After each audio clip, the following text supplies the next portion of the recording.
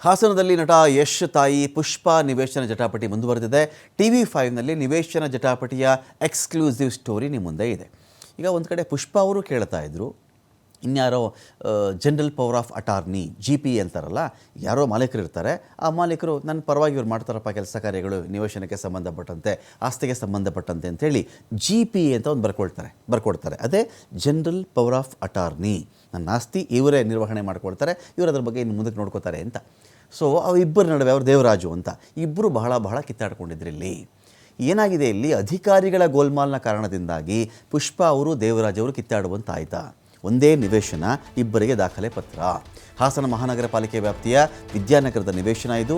2020 ಜನವರಿ 29ರಂದು 40/60 4/24 ಅಂತ ಬಂದರೆ ನಮಗೆ 2400 ಚದರ ಅಡಿಗಳ ನಿವೇಶನವನ್ನು ಇವರು ಖರೀದಿ ಮಾಡಿಕೊಂಡ್ರು. ಕಾಂಪೌಂಡ್ ಕೂಡ ಹಾಕ್ಕೊಂಡ್ರು. ಯಾರು? ಪುಷ್ಪಾ ಅವರು.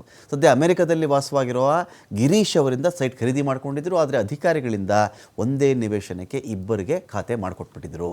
2 ಖಾತೆ ಬಂದ್ಬಿಡ್ತು. ಅದಕ್ಕೆ ಆ ಥರ ಬರಬಾರ್ದು. ಆ್ಯಕ್ಚುಲಿ ಜಾಗದ ವಿವಾದ ಏನು ಅಂದರೆ 1982 ಇಬ್ಬರ ಹೆಸರಿನ ಮೂಲಕ 3ನೇ ಮಾಲೀಕರಾಗಿ ಸೈಟ್ ಖರೀದಿ ಮಾಡಿದರು. 2020ಯಲ್ಲಿ ಸೈಟ್ ಖರೀದಿ ಮಾಡಿದ್ದು ನಟ ಯಶ್ ಅವರ ತಾಯಿ ಪುಷ್ಪಾ. ಆದರೆ ಇದೇ ಸೈಟ್ ತಮಗೆ ಸೇರಿದ್ದು ಅಂತ GPA ಹೋಲ್ಡರ್ ದೇವರಾಜು ವಾದ ಮಾಡ್ತಾರೆ. ಲಕ್ಷ್ಮಮ್ಮ ಎಂಬುವರಿಂದ 2020ರಲ್ಲೇ GPA ಮಾಡಿಸ್ಕೊಂಡಿದ್ದದ್ದು ದೇವರಾಜ್. 2023ರಲ್ಲಿ ಈ ಬಗ್ಗೆ ಹಾಸನದ 4ನೇ JMFC ಕೋರ್ಟ್ನಲ್ಲಿ ದೇವರಾಜ್ ದಾವೆ ಹೂಡ್ತಾರೆ. ಈ ಒಂದು ಸಿವಿಲ್ ಕೇಸ್ನಲ್ಲಿ ಕೋರ್ಟ್ಗೆ ಹಾಜರಾಗಿರಲಿಲ್ಲ ಪುಷ್ಪಾ ಅವರು. ಪ್ರತಿವಾದಿಗಳು ಕೋರ್ಟ್ಗೆ ಬಾರದ ಹಿನ್ನೆಲೆಯಲ್ಲಿ ಏಕಪಕ್ಷೀಯವಾಗಿ ತೀರ್ಪು ಕೂಡ ಬಂದಿತ್ತು. ಪುಷ್ಪಾ ಅವ್ರ ವಾದ ಏನು ಅಂತ ಹೇಳಿದ್ರೆ, ಸೈಟ್ ನಮ್ಮದೇ ಅನ್ನೋಕ್ಕೆ ನಮ್ಮ ಹತ್ರ ದಾಖಲೆ ಇದೆ ನೋಡ್ರಿ. 1982ಇಂದ ಇರ್ತಕ್ಕಂಥ ದಾಖಲೆಗಳನ್ನು ಅವರು ಕೂಡ ಬಿಡುಗಡೆ ಮಾಡಿದ್ರು. ಸೈಟ್ ಖರೀದಿ ಮಾಡಿದ್ದು KP ಶ್ರೀಮತಿ. ಸುಮಾರು 23 ವರ್ಷ ಸೈಟ್ ಮಾಲೀಕತ್ವವನ್ನು ಹೊಂದಿದ್ದರು. 23 ವರ್ಷಗಳ ಕಾಲ. 2007ರಲ್ಲಿ ಸೈಟ್ ಖರೀದಿ ಮಾಡಿದ್ದು ಗಿರೀಶ್.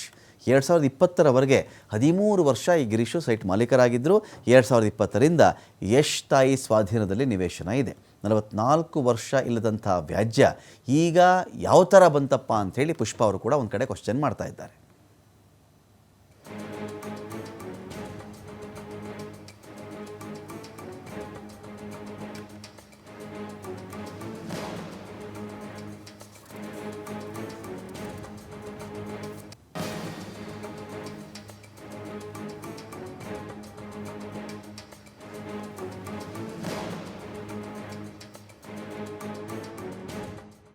ನಿಮಗೆ ಫಸ್ಟ್ ಡೇ ಹೇಳದ್ನಲ್ಲ, ಇದು ಫೇಕ್ ಮಾಡಿದ್ದಾರೆ, ಇದು ಯಾರೋ ನಟರಾಜ್ ಅನ್ನೋರು ಫೇಕ್ ಮಾಡಿದ್ದಾರೆ ಅಂತ.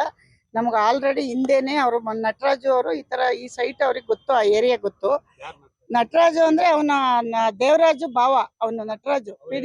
ಅವನೆಲ್ಲ ಯಾವ್ದೋ ಬೇರೆ ಊರಿಗಿದ್ದಾನಂತೆ, ಹಿಂದೆ ಇಲ್ಲಿ ಇದ್ನಂತೆ ಆ ಏರಿಯಾದಲ್ಲಿ. ಅವ್ನು ಮಾಡಿರೋದು ಅಂತ ನಿಮ್ಗೆ ಫಸ್ಟ್ ಡೇ ಹೇಳಿದೆ.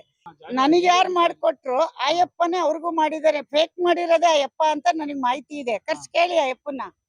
ನಾನು ಹೇಳ, ನಾನು ಅಧಿಕಾರಿಗಳು ತಪ್ಪು ಹೇಳಲ್ಲ. ಇವಾಗ ನಾನ್ ಸೈಟ್ ತಗೊಂಡೆ ತಪ್ಪು, ಈಗ ಅದನ್ನ ಹೇಳ್ಬಲ್ಲೆ ನಾನು. ಯಾಕೆಂದ್ರೆ ಈಶ್ವರಮ್ಮ ಅಲ್ವಾ, ಏನ್ ಮಾಡಿದ್ರು ತಪ್ಪು ನಮ್ದು.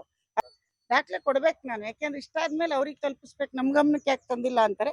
ತಂದಿದೀವಿ. ಇದಕ್ಕೆ ಏನಾಗುತ್ತೆ ಮುಂದಿನ ದಿನಗಳಲ್ಲಿ ನಾನು ಅದನ್ನ ಕೋರ್ಟಲ್ಲಿ ಕ್ರಮ ತಗೋತೀನಿ. ನಾನ್ ನಿಮಗೆ ಫಸ್ಟ್ ಡೇ ಹೇಳ